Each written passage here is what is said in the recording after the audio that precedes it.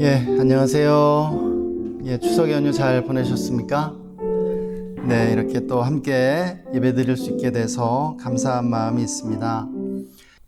벌써 10월 8일, 10월 둘째 주 예배인데요. 우리 다 함께 주기도문 하심으로 10월 8일 주일 예배 함께 드리시도록 하겠습니다. 주기도문 하겠습니다. 하늘에 계신 우리 아버지여, 이름이 거룩히 여김을 받으시오며 나라가 임하시오며 뜻이 하늘에서 이루어진 것 같이 땅에서도 이루어지이다. 오늘 우리에게 일용할 양식을 주시옵고 우리가 우리에게 죄 지은 자를 사하여 준 것 같이 우리 죄를 사하여 주시옵고 우리를 시험에 들게 하지 마시옵고 다만 악에서 구하시옵소서. 나라와 권세와 영광이 아버지께 영원히 있사옵나이다.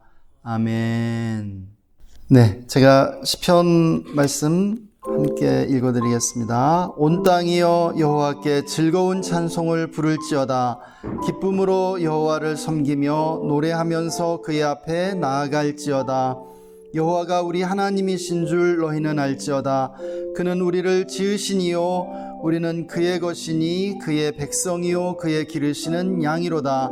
감사함으로 그의 문에 들어가며 찬송함으로 그의 공정에 들어가서 그에게 감사하며 그의 이름을 송축할지어다.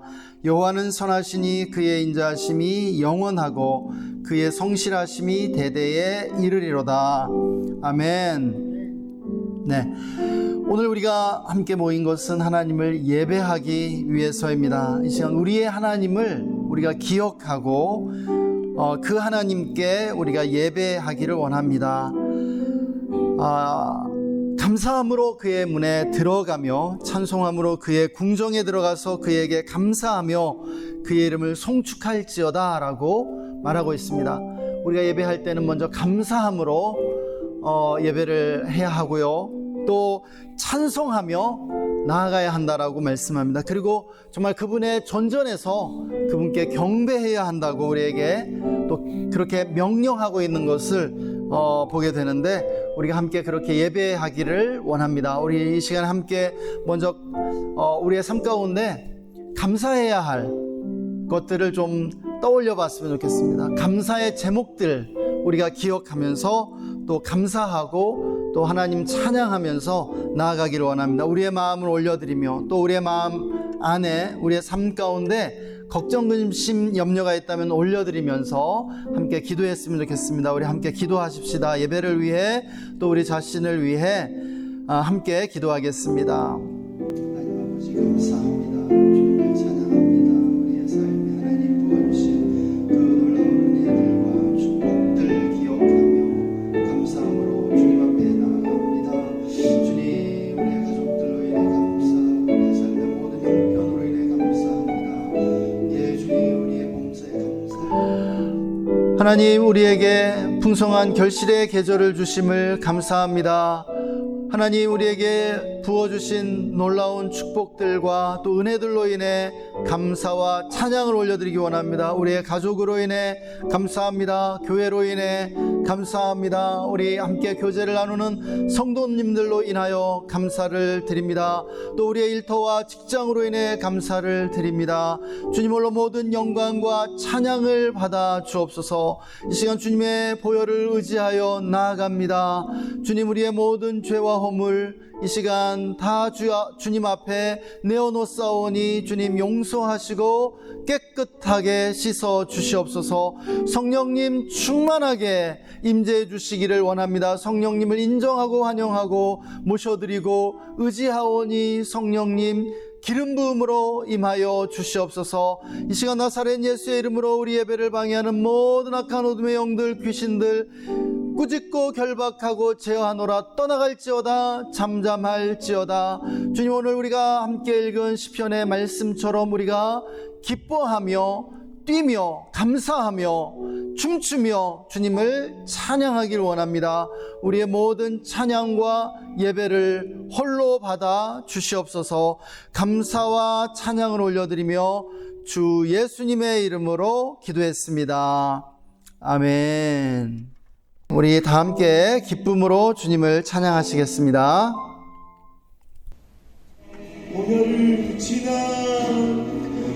보혈을 지나 하나님 품으로 보혈을 지나 아버지 품으로 보혈을 지나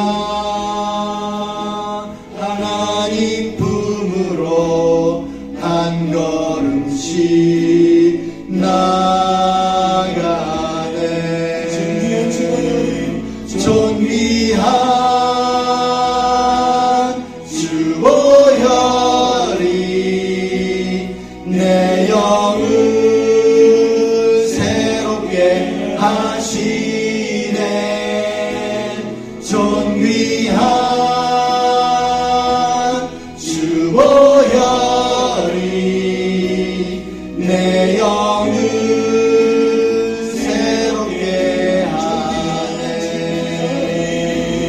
존귀한 주 보혈이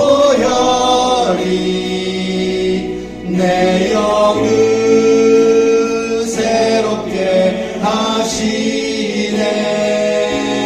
존귀한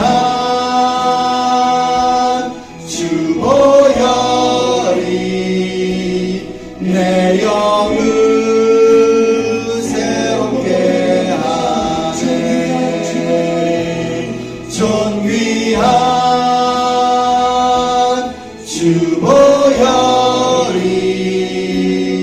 내 영을 새롭게 하시네. 존귀한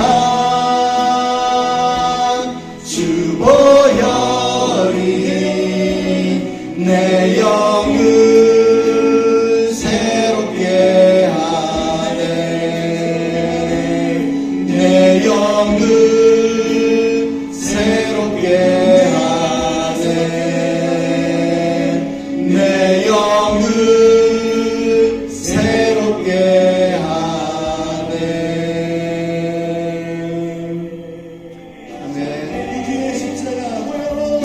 구주의 십자가 보혈로 죄 씻음 받기를 원하네.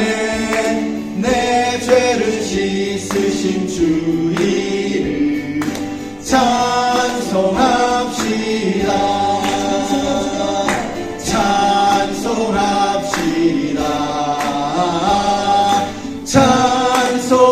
찬송합시다. 내 죄를 씻으신 주 이름 찬송합시다. 구주의 십자가 보혈로 죄 씻음 받기를 원하네. 내 죄를 씻으신 주 이름 찬송합시다. 찬송합시다.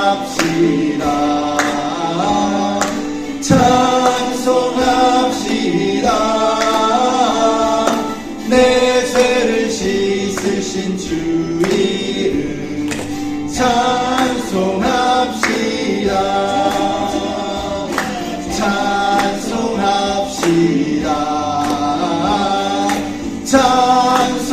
찬송합시다. 내 죄를 씻으신 주 이름 찬송합시다.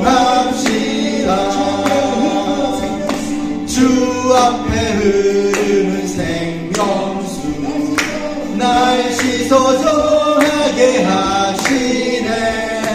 내 기쁜 정성을 다하여 찬송합시다.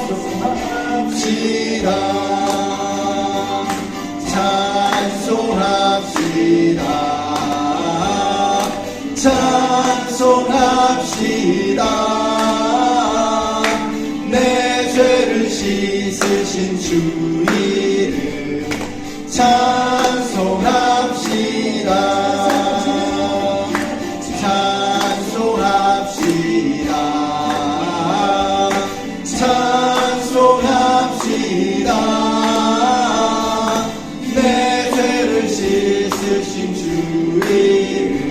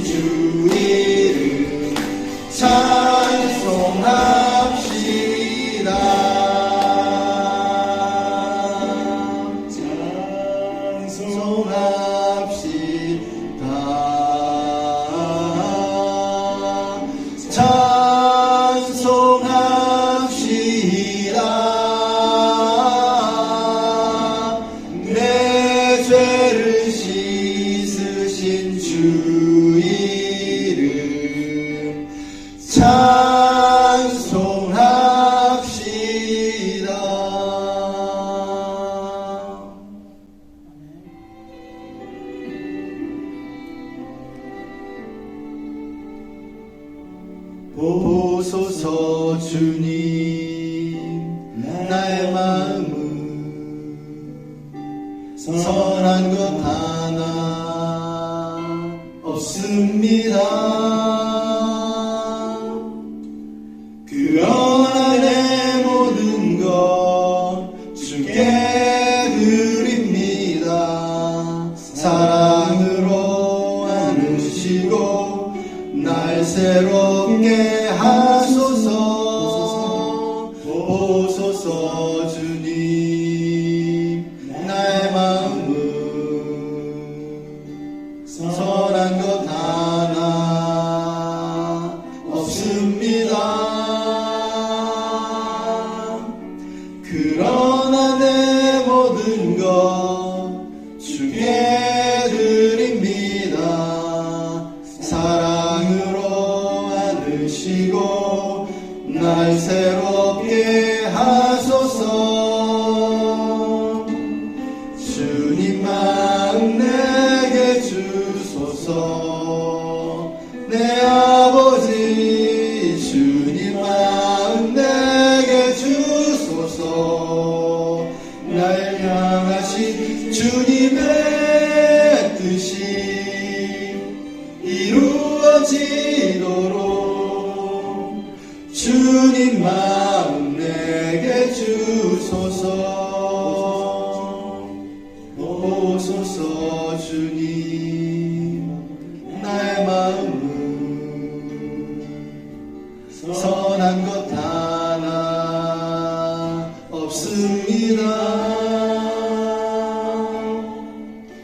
그러나 내 모든 것 주께 드립니다.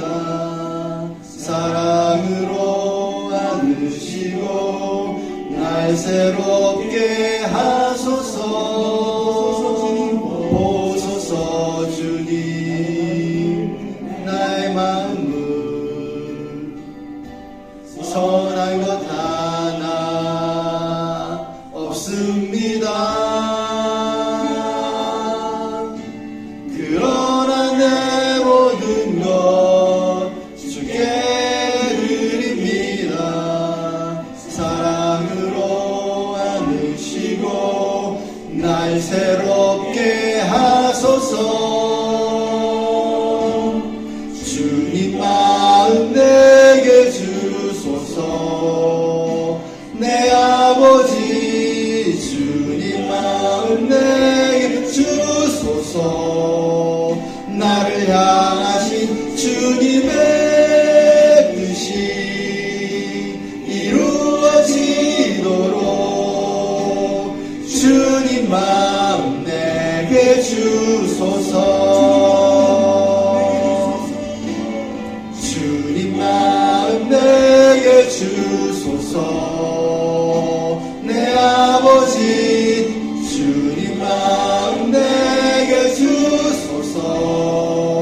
나를 향하신 주님의 뜻이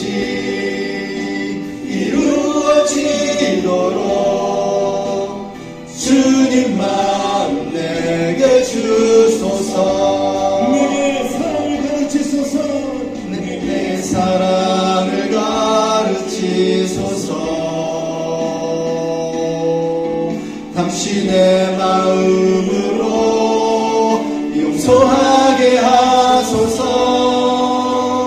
주의 성령 내게 채우사 주의 길 가게 하소서.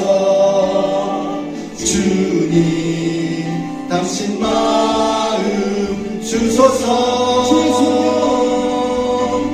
주의 성령 내게 채우사 주의 길 가게 하소서. 주님 당신 마음 주소서. 주님 마음 내게 주소서. 내 아버지 주님 마음 내게 주소서. 나를 향하신 주님의 뜻이 이루어지도록 주님 마음 내게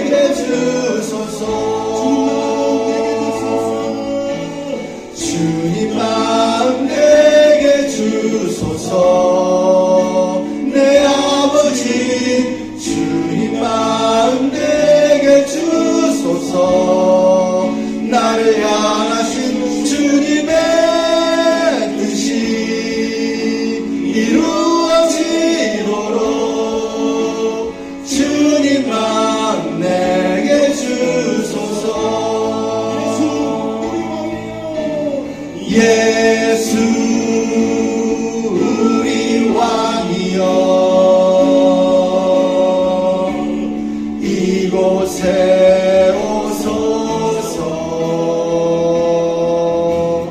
보좌로 주여 임하사 찬양을 받아 주소서. 주님을 찬양하오니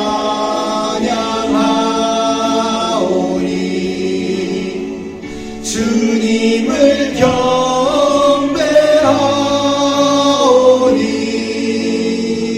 왕이신 예수여 오셔서 좌정하사 다스리소서.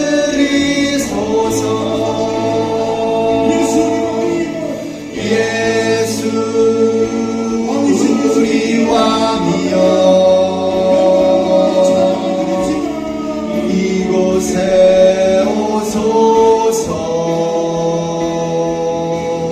보좌로 주여 임하사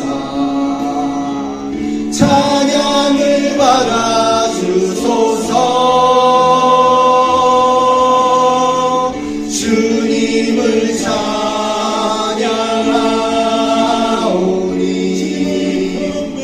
주님을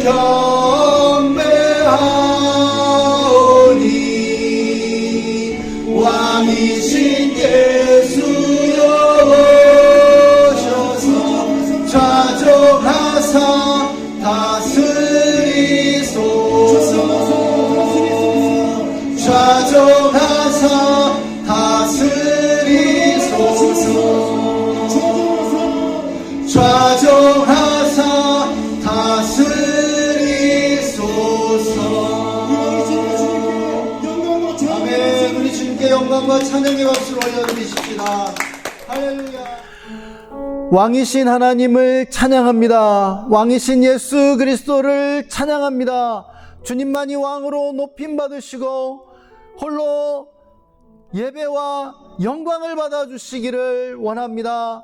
예수님은 왕 중에 왕이시며 모든 주들 위에 뛰어나신 존귀하신 주님이심을 고백합니다. 지존하신 예수님의 이름 앞에 모든 무릎이 꿇어 경배하기를 원합니다. 주님, 오늘도 함께 예배하는 우리 모든 성도님들을 축복해 주옵소서. 마음의 소원, 기도의 제목 다 이루어 주시기를 원합니다. 가정과 직장에 평안함을 더하여 주시고 하는 일마다 잘되며 형통케 하여 주시기를 간구합니다. 하나님, 또한 수원이 하나님을 찬양하고 예배하는 영광스러운 도시가 되게 하여 주옵소서. 의로운 도시가 되게 하여 주시옵소서. 또한 우리나라를 긍휼히 여겨주시고 주님, 경제와 또 정치, 사회 모든 영역에 하나님 부흥을 허락해 주시기를 원합니다. 하나님, 또한 남과 북의 평화 통일을 이루게 하여 주옵소서. 북한의 동포들을 긍휼히 여겨주시고 구원해 주시기를 원합니다. 하나님, 또한 선교지와 선교사님들 가운데 큰 은혜를 베풀어 주시고 성령님이 온 세계 위에 운행하셔서 모든 민족들이 하나님을 찬양하고 예배케 하여 주시옵소서. 오늘도 주님의 말씀을 듣기 원합니다. 말씀 가운데 하나님의 음성을 들려주시고 큰 은혜 내려 주시옵소서. 감사와 찬양을 올려드리며 주 예수님의 이름으로 기도했습니다. 아멘. 이 시간 함께 말씀 읽겠습니다. 오늘 우리에게 주시는 말씀 룻기 3장 6절에서 10절의 말씀입니다. 다 함께 한 목소리로 말씀 읽겠습니다. 그가 타작마당으로 내려가서 시어머니의 명령대로 다 하니라. 보아스가 먹고 마시고 마음이 즐거워 가서 곡식단 더미의 끝에 눕는지라. 룻이 가만히 가서 그의 발치 이불을 들고 거기 누웠더라. 밤중에 그가 놀라 몸을 돌이켜 본즉 한 여인이 자기 발치에 누워 있는지라. 이르되 내가 누구냐 하니 대답하되 나는 당신의 여종 룻이오니 당신의 옷자락을 펴 당신의 여종을 덮으소서. 이는 당신이 기업을 물을 자가 됨이니이다 하니 그가 이르되 내 딸아 여호와께서 내게 복 주시기를 원하노라. 내가 가난하건 부하건 젊은 자를 따르지 아니하였으니 내가 베푼 인애가 처음보다 나중이 더하도다. 아멘. 예, 할렐루야. 예, 풍성한 결실의 계절 가을을 우리에게 주시는 하나님을 찬양합니다. 예, 벌써 10월이 되었는데요. 또 한 해를 잘 마무리하시고 또 하나님과 동행하면서 승리하시는 10월 되시기를 축복합니다. 제가 그 젊은 시절 속해 있던 그 선교단체에서 대학생들에게 가장 인기를 끌었던 강의가 있었는데요. 건전한 이성교제라는 강의였습니다. 사실 이 건전한 이성교제라는 말 자체가 모순이죠. 예, 건전한 이성교제가 있을 수 있겠습니까? 네, 그것은 일종의 환상에 불과하다는 생각이 듭니다. 이 주제를 탁월하게 강의했던 그 자매 강사님이 계셨습니다. 저의 리더이기도 했고 제 리더의 또 그 부인이기도 하셨었는데요. 그분이 프로포즈와 관련해서 이런 얘기를 하셨던 것이 기억납니다. 일반적으로 자매가 형제에게 좋아한다고 먼저 이렇게 고백을 하게 되면 안 된다는 것이에요. 예. 이렇게 자매가 먼저 이렇게 그 좋아하는 마음을 오픈하게 되면 형제가 거절하게 된다는 것이죠. 한마디로 이렇게 잘 안 되게 되어 있다라고 그렇게 이야기를 했습니다. 그때는 그 말이 굉장히 타당하게 생각되고 그냥 실제로 그럴 것처럼 느껴졌던 것 같아요. 예. 여러분 어떻습니까? 자매가 형제에게 사귀자고 먼저 말하면 이렇게 교제가 이루어지지 않게 되고 반대로 형제가 자매에게 그렇게 사귀자고 말해야 교제하게 되는 것일까요? 정말 그렇습니까? 실제로는 그렇지 않죠. 물론 형제가 자매가 고백했을 때 더 이렇게 교제가 일어날 확률이 더 많을 수도 있겠죠. 자매가 이렇게 먼저 고백했을 때 형제가 거절하게 될 가능성도 있지만 그러나 꼭 그렇지 않다라는 것입니다. 오늘 이 본문인 이 룻기에서는 룻이 보아스에게 청혼하고 결국 두 사람이 결혼하게 되는 것을 보게 됩니다. 룻기에서 이 3장은 클라이맥스에 해당되는 부분인데요. 이제 그 시어머니인 나오미가 며느리인 룻에게 보아스와의 관계에 대해서 코칭해주는 그러한 장면으로 이 3장이 시작이 됩니다. 룻은 나오미의 그 코치를 받고 이제 당시 여성으로서는 감히 엄두도 내지 못했던 모험을 감행하게 되죠. 한밤중에 보아스를 찾아가 청혼했던 것입니다. 당시에 이 추수장은요, 여자가 들어갈 수 없었다라고 이렇게 성경에 기록되어 있습니다. 그런데 금녀의 영역인 이 추수의 현장으로 룻이 갔을 뿐만 아니라 한밤중에 이렇게 자고 있던 보아스에게 청혼을 하고 있는 장면이에요. 오늘 아주 굉장히 은유적으로 이렇게 표현이 되었지만 사실 이것이 지금 보아스에게 너 나랑 결혼해줘 라고 하는 말과 같거든요.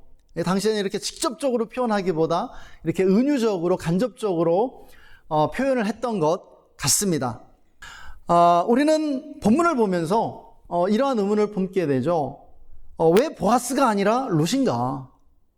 예. 왜 룻이 먼저 프로포즈를 해야 했을까요? 이것은 당시의 문화에서도 굉장히 파격적인 것이었죠. 오늘날에도 그렇게 흔치는 않지만, 예. 오늘날에도 대부분의 자매들이 남자에게 프로포즈 받기를 원하잖아요. 예. 먼저 프로포즈 하는 것에 대해서 굉장히 자존심 상해하는데, 고대에는 더 그랬다는 것이죠. 우리는 이 장면을 묵상해 보면서 유대의 유력자였던 보아스가 룻을 굉장히 좋아했지만 사실은 많이 망설이고 있었다는 그러한 사실을 엿보게 됩니다. 먼저 그는 이렇게 스스로도 고백했듯 나이가 많았던 것이죠. 이렇게 룻과 보아스에 대한 그림들이 많이 있는데요. 특별히 이 그림은 보아스의 그 나이를 더 좀 과장해서 할아버지로 이렇게 그려 놓은 것을 보게 됩니다. 이것은 좀 너무 심한 것 같고요. 아마 보아스는 룻의 아버지 뻘 정도의 그런 나이였으리라고 그렇게 생각이 됩니다. 그 이상은 아니었던 것 같아요. 한 40대, 룻이 20대 초반이라면 보아스는 한 40대 정도가 적당하지 않을까 생각이 됩니다. 그렇지만은 이 나이 차도 굉장히 많은 것이죠. 이것이 그의 핸디캡이었습니다. 그가 그때까지 결혼도 못한 노총각이었을 가능성은 제로에 가까운데요. 왜냐하면 그 유대 유력자가 그 나이까지 결혼을 못했으리라고는 상상할 수가 없고요. 당시에는 또 부모님이 짝을 결정해주는 그런 시대였고 대체로 10대 후반에는 결혼하는 그러한 문화권이었기 때문에 그는 이미 결혼을 했었을 겁니다. 그렇지만 아마도 그의 첫 아내가 먼저 세상을 떠났던 것으로 그렇게 보이죠. 그런데 룻 또한 핸디캡이 있었다는 것이죠. 핸디캡은 룻의 것인데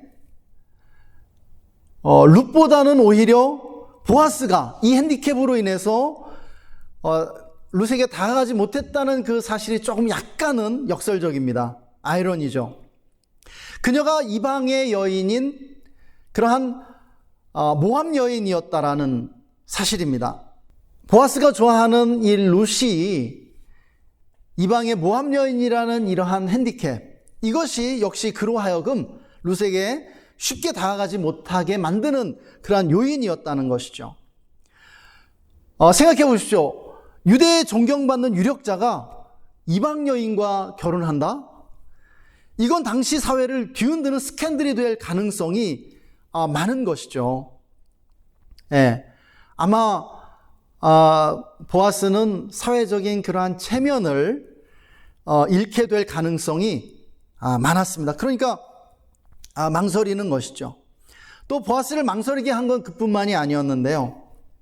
룻이 비록 이방 여인이었지만 당시 남자들에게 꽤 인기가 있었다는 사실을 우리는 추측해 볼 수 있습니다. 그 보아스의 말을 통해서 네가 가난하건 부하건 젊은 남자 택하지 않고 이렇게 나에게 왔다는 것이 너무나 정말 영광스럽다, 이런 식으로 지금 표현하고 있지 않습니까?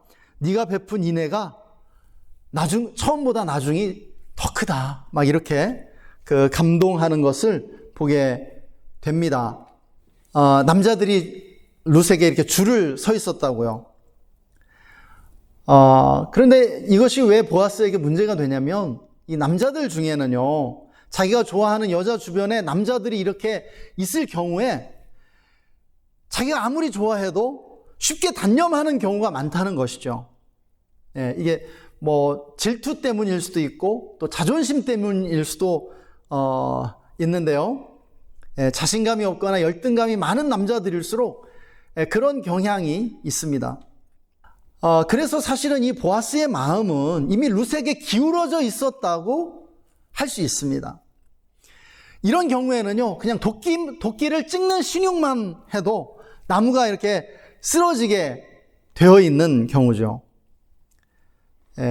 상대방이 마음은 있지만 고백하지 못하는 우유부단한 사람일 경우에는 남녀를 불문하고 먼저 고백해야 합니다. 그렇지 않으면 어떤 일도 일어나지 않기 때문이죠. 이렇게 우유부단한 사람은 끝까지 그냥 고민하다가 시도하지 않고 그냥 제풀에 지쳐 포기하게 되기 때문입니다. 결국 룻의 프로포즈는 대성공을 거두게 되죠. 할렐루야. 요즘엔 어떻습니까? 남녀 관계의 외모가 점점 중요해지는 것 같습니다. 얼굴 뜯어먹고 사는 시대가 된 것 같아요. 남녀 불문 성형에 관심이 참 많고요. 이 동안 열풍, 또 안티에이징에 이렇게 산업이 형성돼서 천문학적 규모로 확장된 것을 보게 됩니다. 우리나라 사람들이 동안과 안티에이징에 그 쏟아붓는 돈의 이 재정의 이 규모, 그러니까 얼마나 엄청날까요? 우리가 이 재정을 가지고 아프리카 전체를 먹여 살릴 수 있지 않을까요?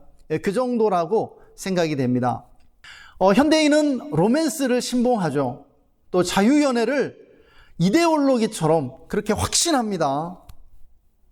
그러나 이 자유연애 혹은 이 로맨스라고 하는 개념이 역사에 등장한 것은 19세기 이후라고 할 수 있죠.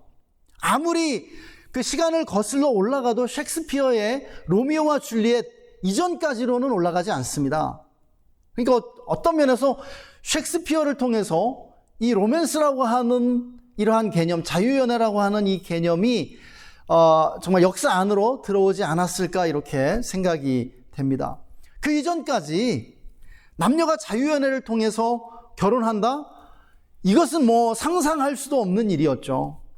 결혼은 어떻게 하는 것입니까? 어디까지나 부모가 정해준 상대와 결혼해야 한다라고 사람들은 믿었습니다. 결혼 상대를 정해주는 것은요, 동서양을 막론하고 부모에 양보할 수 없는 권리였었죠. 그러나 낭만주의의 등장과 함께 모든 것이 달라지기 시작했습니다. 자유연애라는 이 혁명적인 개념이 서서히 역사의 무대를 점령해 나갔죠. 그렇지만은 그 과정에서 부모들의 어마어마한 저항을 받았고요. 또 엄청난 세대 간의 부모 자녀 간의 그러한 전투를 거쳐야 했습니다.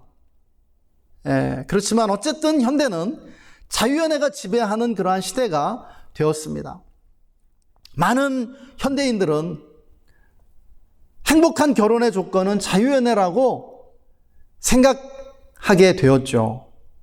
그런데 여러분 어떻게 생각하세요?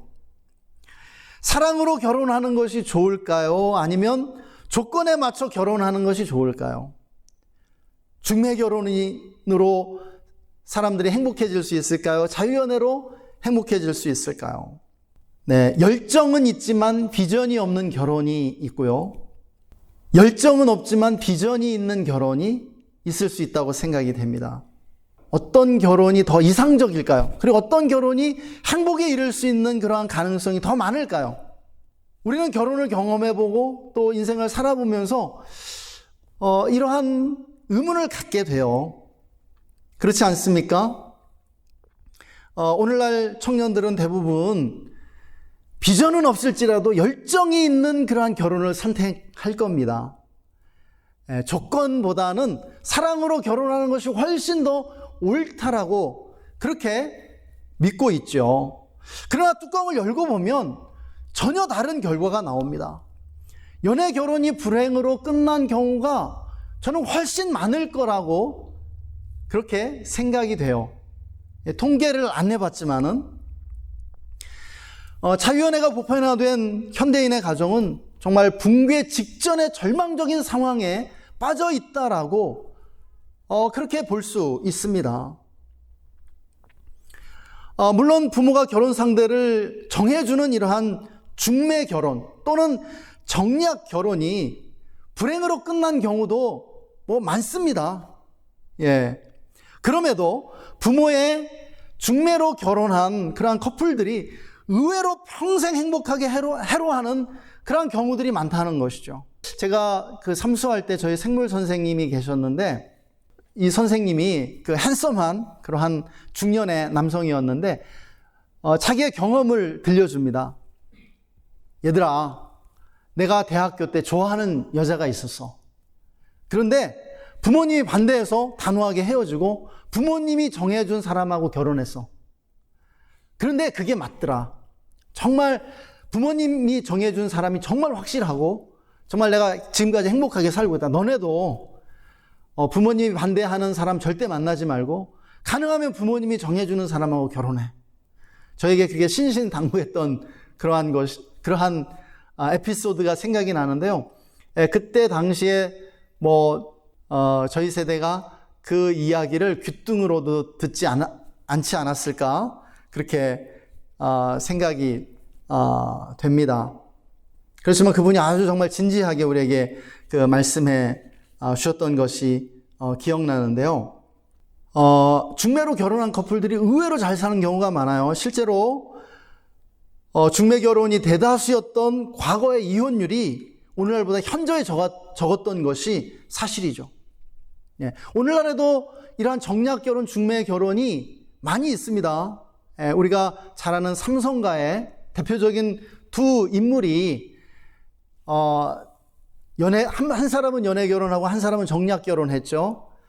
예, 연애 결혼했던 사람은 삼성가의 장녀였던 이부진 신라호텔 사장이고요. 정략 결혼했던 사람은 이재용 삼성그룹 오너입니다. 회장이죠. 그런데 둘 다 이혼했어요. 둘 다 불행한 결혼 생활에 마침표를 찍었는데요. 그럼 어느 쪽이 더 불행하고 더 비참해졌을까요? 연애 결혼이었습니다. 온갖 치부가 다 드러나고요. 그렇지만 정략 결혼은 조용히 마침표를 찍었어요.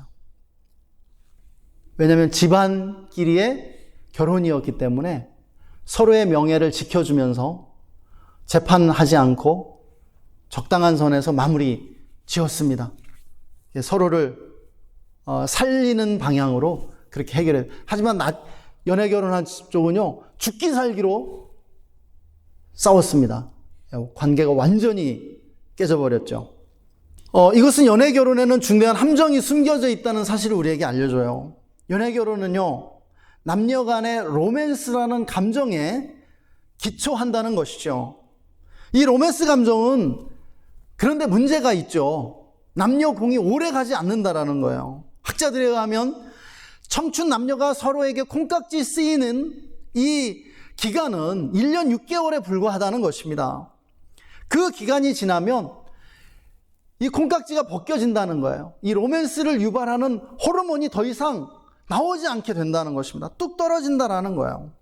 따라서 어떤 문제가 생깁니까? 결혼 기간이 흐르면서 서로에게 새로운 로맨스가 찾아올 가능성이 많아진다라는 거예요. 그 결과 자유연애로 결혼한 커플은 헤어지게 될 확률이 커질 수밖에 없죠. 자유연애 이론에 따르면 새로운 로맨스와 결혼해야 한다는 그러한 결론에 자연스럽게 이르기 때문입니다. 이런 점에서 정답이라고 할 수는 없지만 저는 중매 결혼이 더 안정적일 수 있다라고 생각됩니다. 왜냐하면 부모에 의해 보증되고 조건에 의해 성립되기 때문이죠. 이거는 뭐 번외의 얘기가 되겠습니다만은 나이 들어서 심장병이 생긴 사람들을 대상으로 조사한 결과 그 사람들 중에 아주 상당수가 공통점이 있었는데 그 중에 하나는 10대 시절에 가슴 뛰는 사랑을 한 거예요. 10대 시절에 가슴 뛰는 그 가슴 아픈 뜨거운 첫사랑을 경험한 사람들이 나이가 들어서 심장이 어떤 문제로 인해서 고통을 받더라는 것입니다. 그래서 저는 10대의 연애는 절대로 반대하고요. 사실 유익할 게 전혀 없지 않습니까? 건전한 교제가 불가능하고요, 일단은. 그리고 사실은 부모가 이 자녀들의 어떤 이성교제와 결혼에 어느 정도 개입해 주는 것이 맞다라고 생각이 돼요. 왜냐면은 젊은이들은 경험치가 적기 때문에 사실은 올바른 판단을 내리기 어렵잖아요. 어른들이 어느 정도 봐줄 수 있어야 돼요. 그렇죠? 나오미가 룻을 이렇게 멘토하는 것처럼요. 필요하다는 생각이 듭니다. 제가 젊은 시절에 우리 세대는 필링이 있어야 연애할 수 있다고 그렇게 말했었습니다. 제 이후 세대에서는 어떻게 이야기하는지 모르겠어요. 필링. 뭔가 필링을 이렇게 굉장히 중시하고 그것에 집착했던 그러한 경험이 있는데요. 뭔가 느낌이 와야 된다는 것이죠. 어떤 성적인 매력을 느낄 수 있어야 한다는 거예요. 요즘 청년들은 뭐 그때보다 더 하죠. 필링을 추구하고 느끼는 감정에 더 집착하는 것을 보게 됩니다. 그러나 우리는 알고 있죠. 느껴지는 감정과 열정을 선택한 결과 얼마나 많은 사람들이 실패와 멸망에 이르고 있는지요. 그렇죠? 우리는 주변에서 그것을 볼 수 있고요. 영화와 드라마들도 그러한 경우들을 많이 보여줍니다.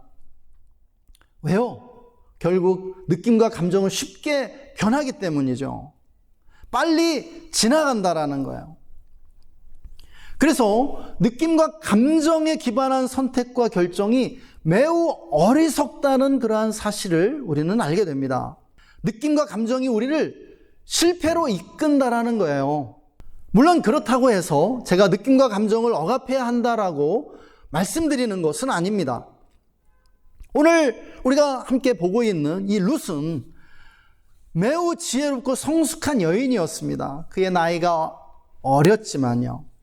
그녀는요, 자기가 행복해지기 위해서는 느끼는 감정보다 책임을 선택해야 함을 알았습니다. 인생의 그 긴 시간선에서, 긴 안목에서 볼 때 느끼는 감정이 아니라 책임을 선택해야 한다라고 믿은 것이에요. 그녀는 느끼는 감정이 아니라 책임을 사랑했습니다. 자신의 느낌을 믿지 않고 책임을 다할 때 행복해질 것이라고 믿었다라는 것이에요. 여러분 믿으십니까? 그녀가 선택한 책임은 시어머니 나오미에 대한 책임이었고요. 또 일찍 세상을 떠난 첫 남편에 대한 책임이었죠. 룻은 기업물을 짜인 보아스와 결혼함으로 대가 끊긴 전 남편의 대를 잇고자 했어요. 또 나오미 가문의 잃어버린 재산을 되찾고자 했죠. 그것은 기업물을 권리를 갖고 있는 보아스와 결혼함으로 이룰 수 있는 것들이었습니다. 그렇다고 해서 그녀가 느낌과 감정을 완전히 배제한 것은 아니라는 사실을 우리는 보게 됩니다. 기업물을 권리에 있어서는 보아스보다도 우선권을 가진 사람이 있었다라는 것을 우리는 알게 되죠. 그렇지만 그녀는 두 번째 우선순위에 있던 보아스를 선택했습니다. 여러분 같은 조건에 있다 할지라도 그 중에서 마음에 드는 사람이 있다는 것이죠. 룻도 보아스에게 마음이 있었습니다. 이것은 인간이 행복을 이루어가는 데 있어서 대단히 중요한 우선순위를 우리에게 가르쳐 줍니다. 여러분 행복한 결혼, 좋은 부부 관계는 느끼는 감정보다 책임이 더 우선순위라는 사실입니다. 결혼에 있어서 조건이 중요합니다. 그렇지 않습니까? 대체로 비슷한 사람끼리 만날 때 더 행복하다는 사실을 빨리 깨달을 수 있어야 돼요. 우리 청년들이, 우리 젊은이들이 그럴 수 있었으면 좋겠습니다. 그래서 고르더라도 조건이 맞고 비슷한 사람 중에서 마음이 가는 사람을 고를 때 성공한다는 것이죠. 그러기 위해서는 이 시대의 젊은이들이 욕심을 좀 적당히 내려놓고 현실적이 될 필요가 있다고 믿습니다. 룻은 시어머니가 정해준 사람에게 청혼했죠. 오늘 본문을 보면요. 그리고 그와 결혼했습니다. 그녀에게 결혼은 자신의 책임을 완수하는 미션이었다라고 생각됩니다. 일종의 중매결혼 또는 정략결혼이라고 할 수 있는데요. 그렇다고 사랑이 완전히 배제된 것은 아니었죠. 그녀는 시어머니와 자신에게 친절을 베풀어주고 자신의 처지를 이해해준 보아스에게 호감을 품게 됩니다. 또 보아스 역시 얼굴뿐 아니라 마음까지 아름다운 룻에게 마음을 열게 되죠. 우리는 오늘 연애결혼과 중매결혼에 대해 생각해 보았는데요. 연애결혼이든 중매결혼이든 실패할 수도 있고 행복해질 수도 있습니다. 어느 쪽이든 정답이라고 말할 수 있는 게 없어요. 그렇다면 어떤 사람이 행복해지는 것일까요? 룻의 경우를 통해 우리가 알게 되는 것이 있습니다. 룻은요, 가장 비참하고 불행한 상황에서 행복과 성공이라는 목표에 도달하게 됩니다. 어쩌면 매력적인 젊은 남자와 결혼하고 싶은 마음도 당연히 있었겠죠. 젊은 여자니까. 그렇지만 자신의 욕망보다 책임을 선택했습니다. 그래서 마음에 차지 않는 결혼이 될 수도 있었죠. 그럼에도 우리는 인류 역사상 가장 복되고 성공한 여인의 하나가 된 룻을 봅니다. 그 비결이 무엇이었을까요?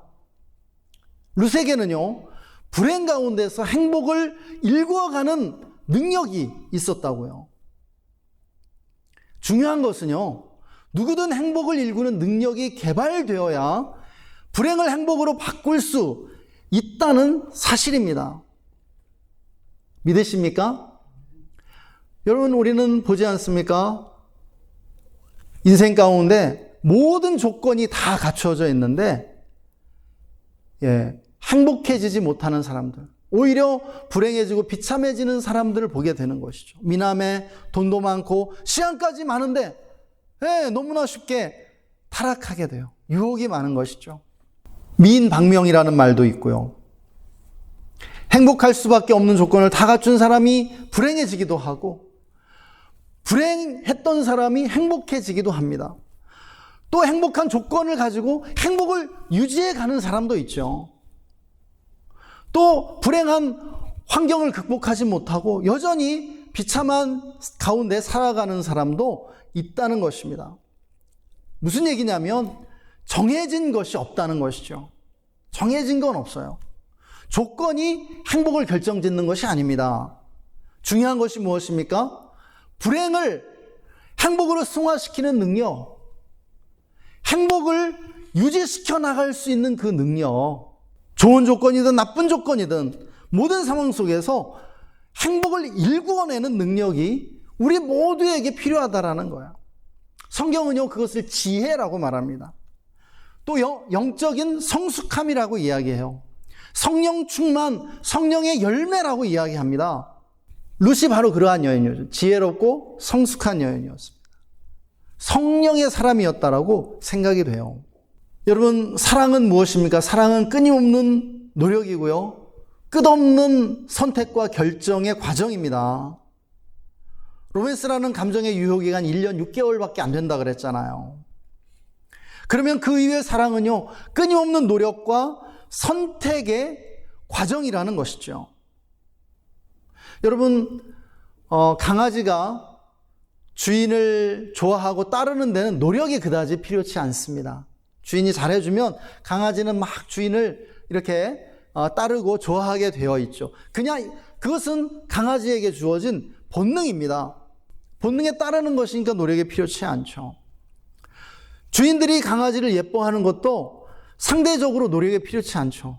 강아지가 막 그렇게 아양을 떠니까 자연스럽게 좋아해 주는 거예요. 물론 그렇게 애견으로 입양했다가 이렇게 버리는 사람들이 있는 것을 보면 나름대로 선택과 결정이 있고 노력이 필요하다는 것을 알게 되죠. 그럼에도 불구하고 상대적으로 노력이 필요치 않다는 것입니다.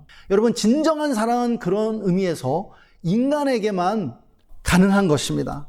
인간에게는 애증이 교차하거든요. 때로는 얄밉고 화가 날 때도 있죠.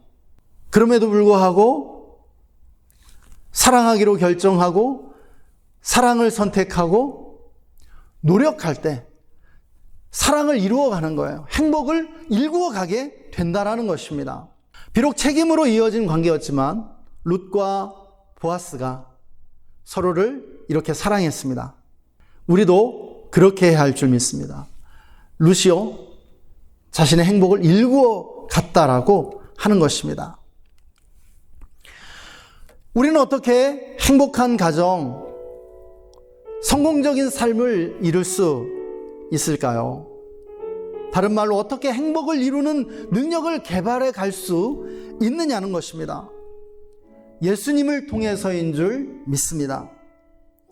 예수님의 한없는 은혜와 그 용서하시는 사랑을 경험함으로 내가 나를 용납하게 되고요, 내가 타인을 또한 용납하고 사랑할 수 있게 된다는 것입니다. 예수님은 길이요 진리요 생명이십니다. 예수님만이 길이십니다. 어떤 길이십니까? 하나님께 나아가는 길이죠. 하나님의 그 용서와 사랑을 통해서 우리는 하나님을 만나게 돼요. 예수 그리스도를 통해서요. 하나님을 만나면은요, 드디어 나를 만나게 돼요. 나를 용서하게 되거든요. 나를 용납하게 되거든요. 내 모습, 실수투성이, 실패와 좌절 가운데 있는 나를 그냥 있는 그대로 사랑하고 받아들이게 되는 것입니다. 그러면요, 다른 사람도 용서하고 받아들일 수 있게 돼요. 내가 나와 관계하는 방식으로만 나는 타인과 관계할 수 있거든요.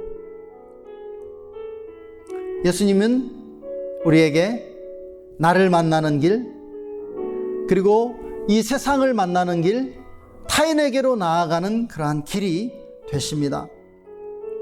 여러분, 기독교는 하나님과의 수직적인 관계, 그리고 이웃과의 수평적인 관계로 이루어져 있습니다. 수직적 관계와 수평적 관계가 만나서 십자가를 이루는 것입니다. 여러분, 우리가 길 대신 예수 그리스도를 통해서 행복한 결혼, 또 좋은 부부관계 이루어 갈 수 있기를 소망합니다. 이 시간 우리 다 함께 오늘 말씀 적용하면서 잠시 기도하는 시간 갖도록 하겠습니다. 잠시 오늘 말씀을 묵상하고 또 우리 자신을 돌아보면서 함께 기도했으면 좋겠습니다. 기도하십시다.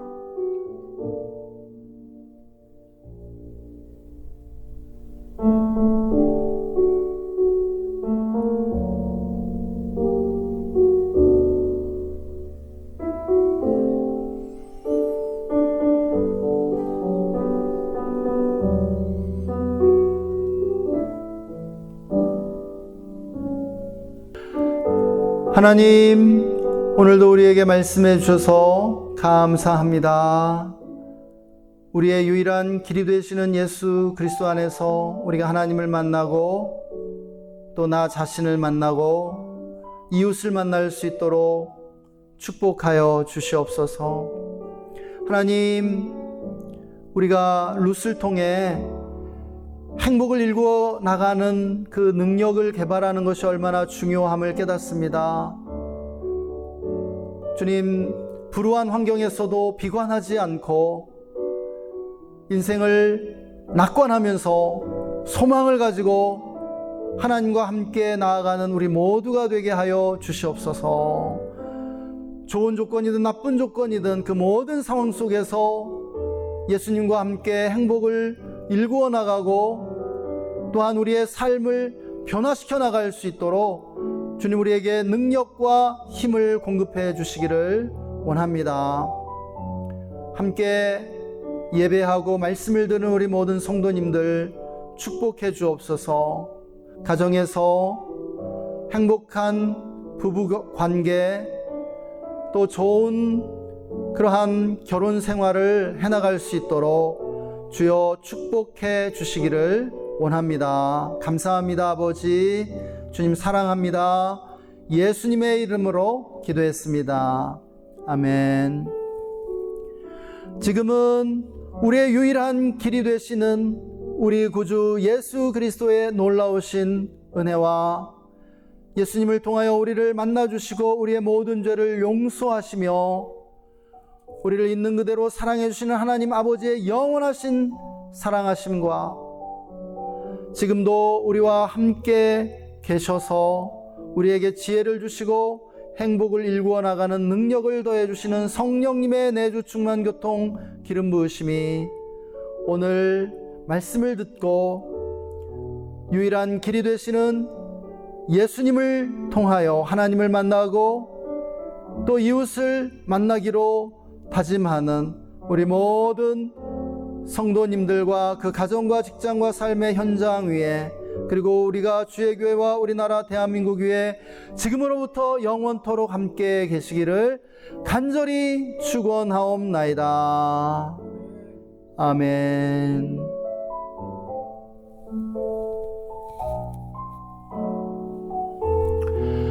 아멘. 감사합니다. 예배를 마쳤습니다. 4층에 가셔서 우리 함께 간식 나누면서 교제하는 시간 갖겠습니다. 감사합니다.